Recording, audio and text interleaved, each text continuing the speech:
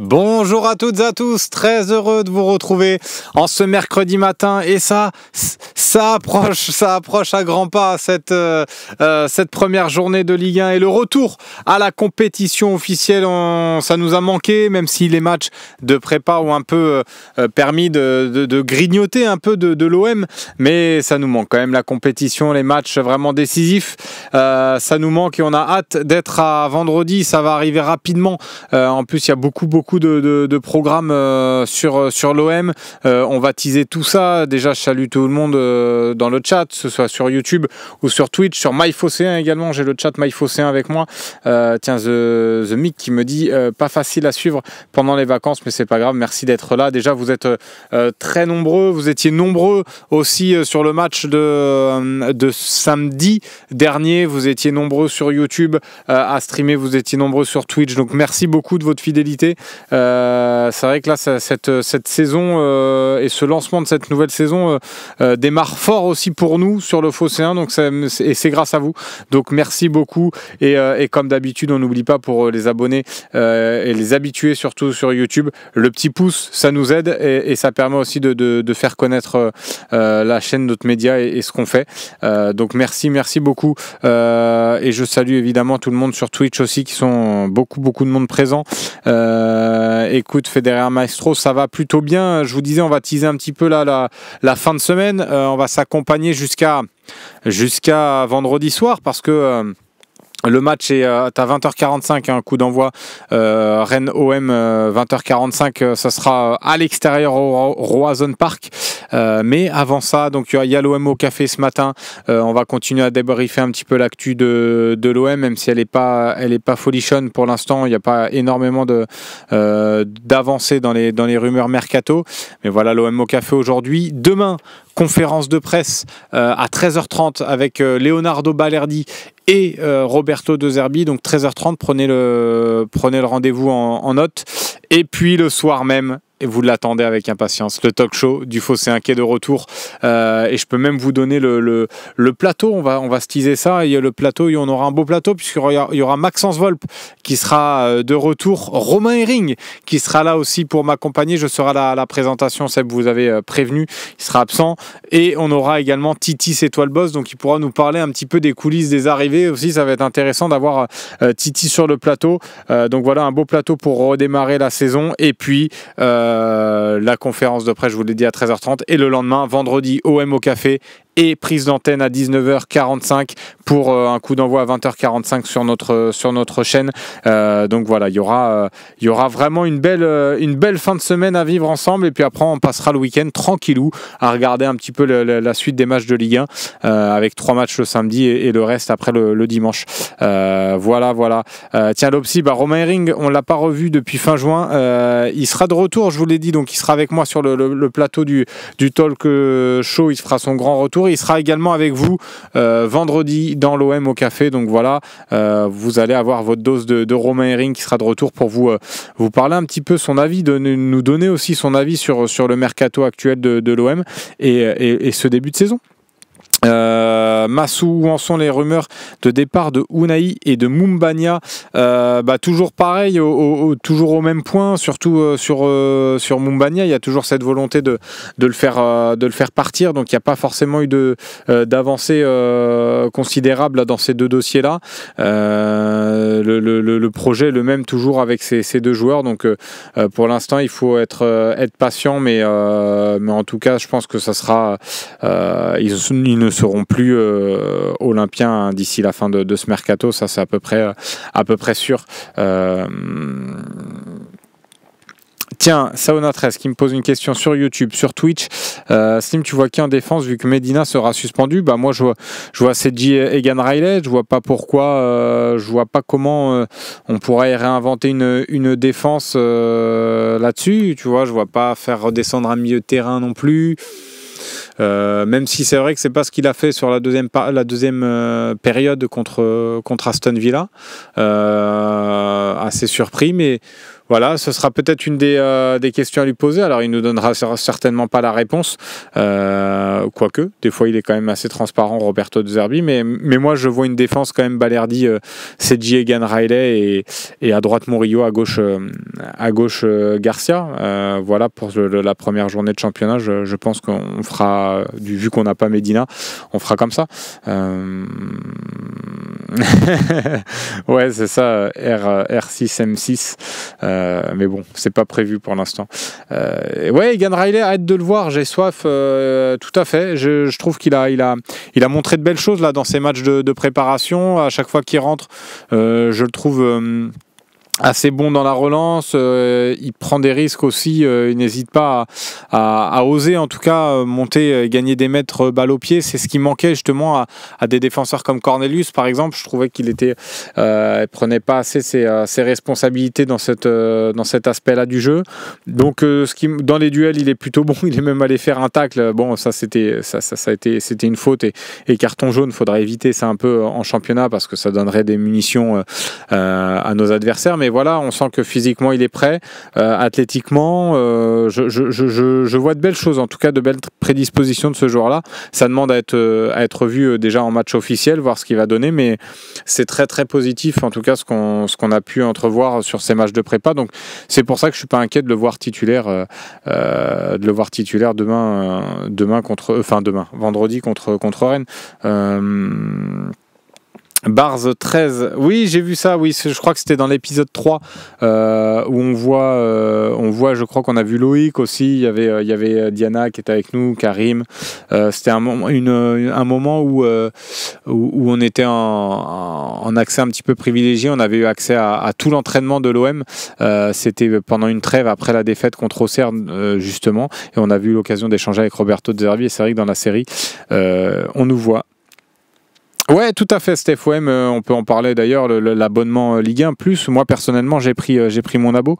Je vous l'avais dit déjà bien avant. Moi, j'allais prendre l'offre de DAZN parce que je suis très friand du championnat italien et de Serie A, donc je suis parti sur cette offre-là. Après, chacun fait comme il veut, chacun s'abonne s'il a envie de s'abonner, mais je trouve que c'est une bonne chose de soutenir là, cette nouvelle chaîne de Ligue 1. Mais après, comme je te dis, chacun fait comme il veut et j'ai pas de leçon à donner en tout cas aux gens, quoi. Ouais, tout à fait, conférence de presse. Rongier, tiens, en conférence de presse en direct. Merci Caporal. Alors, j'ai pas vu ça. Tiens, je vais regarder en direct. Là, ouais, ça c'est du direct. Merci Caporal sur YouTube qui m'a donné là le filon. On va regarder ça si c'est. S'il ne nous raconte pas de sottises, même si je fais confiance, mais on va quand même vérifier que la conférence de presse est en direct. Bon, je vois pas forcément. Ah si, exact. Conférence de presse. Alors c'était conférence de présentation, il me semble, de Valentin Rongier. Oui, ça on l'a traité là sur le Phocéen, mais j'ai pas vu la conférence de presse. Conférence de presse officielle. Bon, écoutez, on retrouvera de toute façon les déclats. S'il y a eu la conférence de presse, vous retrouverez les déclats sur le site du Phocéen dans la foulée. Alors, qui sera l'arbitre pour Rennes-OM? C'est Jérémy Pignard.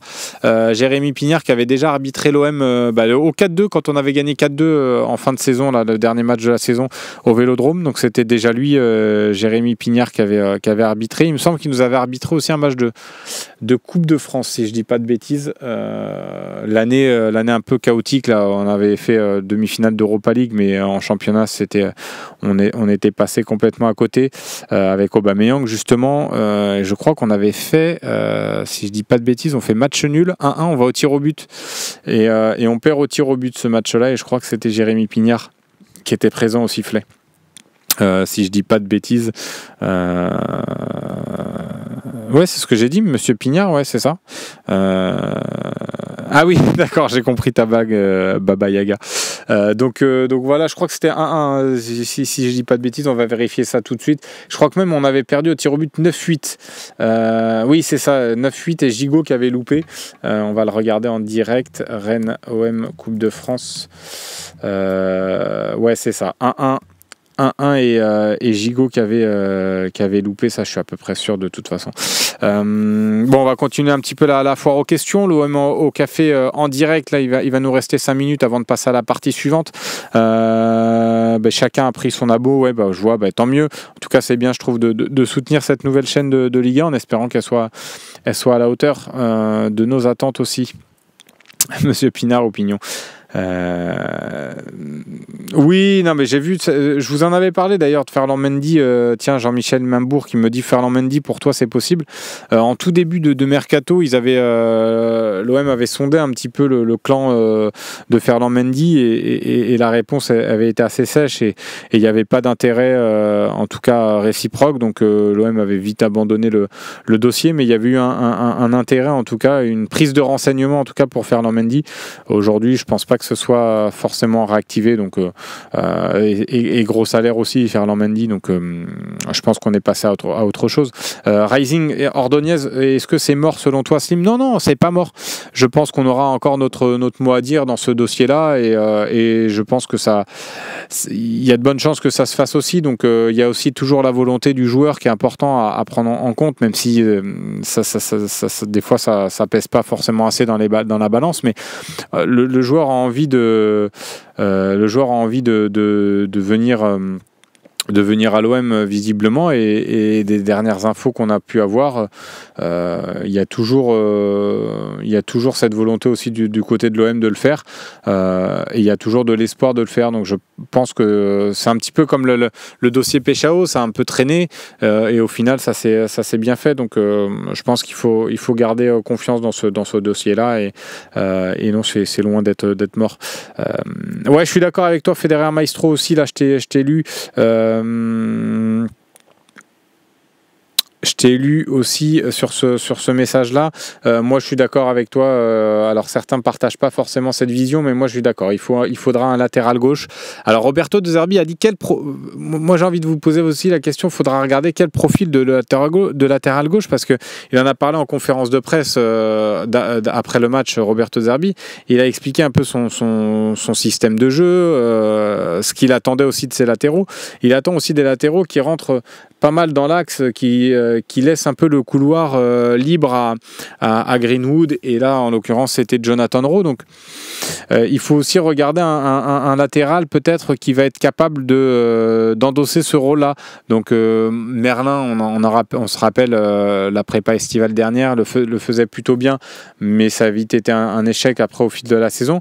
Mais tu vois, je vois Caporal là qui parle encore une fois de Zinchenko, ça pourrait être ce profil-là, pas forcément ce joueur-là, mais un profil comme ça, capable aussi de s'insérer entre les lignes et au milieu de terrain, parce que c'est vrai qu'on les voit beaucoup se réaxer, être dos au jeu, essayer de demander le ballon entre les lignes.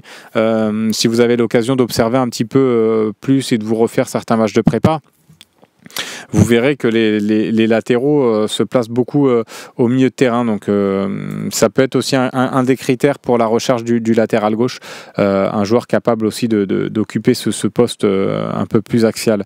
Ouais, Grimaldo, ce serait beau. Penses-tu qu'il peut y avoir une surprise au niveau des arrivées? Là, déjà la surprise, ce serait de réussir à faire Ordonez et un latéral gauche. Donc je pense que la surprise viendra au niveau du latéral gauche, parce que il n'y a pas de nom encore qui est vraiment sorti.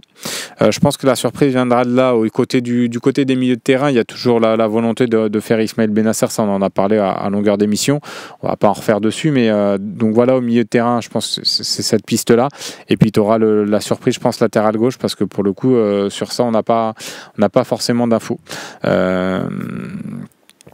Ouais, on verra qui sera l'heureux élu. DJ Simon, Rennes va recruter Madi Camara de Brest. Ils ont beaucoup de milieux, il faut tenter Djawi Cissé, c'est le bon moment. Oui, après, je pense que Djawi Cissé, c'était Idriss qui en parlait dans l'avant-match. Je ne sais pas si vous l'avez regardé, l'avant-match. Il y a Brighton qui va être sur le coup, Djawi Cissé. Donc, vous savez, quand il y a la Première Ligue et les sirènes de la Première Ligue, et je pense qu'il a un profil pour s'imposer dans ce championnat-là aussi. Je pense que ça va être dur pour Rennes de le garder si Brighton met des sous. Et je pense que l'arrivée de Camara, et c'est intéressant ce que tu dis, DJ Simon, parce que ça m'a surpris justement qu'il fasse Camara. Mais je pense que c'est pour aussi, pourquoi pas, anticiper un départ de Diawy Cissé dans leur effectif. Donc ça serait une grosse perte pour Rennes à mon sens. Mais voilà. Tiens, on va passer à la première coupure pub de notre émission. Il est déjà 11h15. On passe du bon temps ensemble. Et 11h15, on va lancer la première coupure pub. On se retrouve juste après. Ouais, c'est plus ALK, c'est plus un latéral droit, honnêtement, c'est Medo. Après, c'est comme Murillo, il peut dépanner à gauche, mais c'est plus à droite quand même qu'il est performant. Bilal Djekar qui me dit Slim, tu vois qui comme équipe en forme en Ligue 1? Honnêtement, faudra voir peut-être aussi un peu les premiers matchs de championnat, parce que là la préparation, à part l'OM, j'ai pas suivi les autres matchs. Alors j'ai regardé un peu, je me suis intéressé un peu à Rennes. J'ai échangé avec Adrien Model, un journaliste rennais, qui m'a un petit peu parlé de la préparation rennaise et tout ça. Donc je peux parler de Rennes, mais les équipes en forme, honnêtement, je les ai pas vus jouer là sur cette phase de préparation. Donc on va attendre un petit peu avant de juger les équipes en forme. Mais je pense que au vu des mercatos, alors moi je suis pas emballé par le mercato de Monaco par exemple, mais je pense que Monaco a quand même une force offensive déjà assez importante.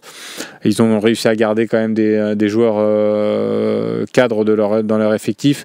Ils vont jouer avec des champions aussi, donc je pense que Monaco sera au rendez-vous cette saison. Lens, je pense que ça va être difficile. Ils ont un bon entraîneur. Là, ils ont fait Florian Thauvin, mais c'est pas Thauvin qui va révolutionner non plus le jeu de Lens. Moi, je vois quand même toujours Monaco. Nous, on sera là. Lille a perdu quand même pas mal de joueurs. Là, ils ont perdu encore Diakité, là, qui est parti à Bournemouth. Ça va être compliqué. Paris FC, oui, ils font un bon recrutement. Il y en a beaucoup qui disent Paris FC. Oui, ils font un bon recrutement. Peut-être que ça sera une surprise. Et ça sera une surprise dans le sens où ils vont peut-être terminer dans les 8 premiers. Mais je ne les vois pas aller accrocher la Ligue des Champions, par exemple, cette équipe-là. Sur la durée, ça restera léger malgré tout. Ils ont une bonne équipe. Ils ont une équipe parfaite pour se maintenir, pour leur première année en Ligue 1, pour jouer le maintien. Faut pas qu'ils se trompent non plus d'objectif et qu'ils voient trop grand. Donc Paris FC, je pense que ça sera peut-être dans le ventre mou, mais je les vois pas forcément aller plus haut. Strasbourg, je pense que Strasbourg sera au rendez-vous aussi. Et attention à Lyon, oui, qui malgré tout a fait un recrutement assez actif, qui a été assez actif en tout cas sur le recrutement. Donc voilà, mais en tête vraiment pour les 3 premières places, il y aura Monaco, Marseille et PSG sans nul doute, ça sans surprise. Et je pense que ouais, Strasbourg pourra se frayer un chemin, pourquoi pas aller gratter une 4e place. Pourquoi pas. Après ça jouera entre Lille, il y aura toutes ces équipes là, mais Lyon, Lens sera quand même, je pense, en haut du classement, mais voilà, je pense qu'aujourd'hui, je trouve que notre effectif est quand même mieux construit que la majorité des autres de nos concurrents. Donc après, c'est le mercato, le terrain parlera, mais je trouve que et même le terrain, enfin, franchement, on a quand même des certitudes par rapport à d'autres années. Là, tu as gardé le même coach, tu as gardé une grosse ossature. Les joueurs connaissent maintenant les principes de jeu de Roberto De Zerbi, donc ils savent vraiment ce qu'il veut, ce qu'il recherche et ce qu'il veut, où il veut aller. Donc, je trouve qu'on a quand même de l'avance par rapport à beaucoup d'équipes qui ont essayé pas mal de renouveler leur effectif. Oui, c'est ça. Strasbourg a beaucoup investi, mais pas sûr qu'ils soient là à la fin. Mais en tout cas, ils ont fait un investissement assez intéressant. Et des joueurs avec du potentiel, en tout cas. Donc après, à voir sur la durée de la Ligue 1 ce que ça va donner. Allez, pub fini, on va pouvoir passer à la deuxième partie de notre décryptage. On va parler un petit peu d'Amine Gouiri. On en a fait notre une ce matin. Et puis on va discuter ensemble du cas Amine Gouiri, Aubameyang, tout ça. Un petit peu agacé par certaines critiques à l'égard d'Amine Gouiri. On va discuter tout de suite dans la deuxième partie.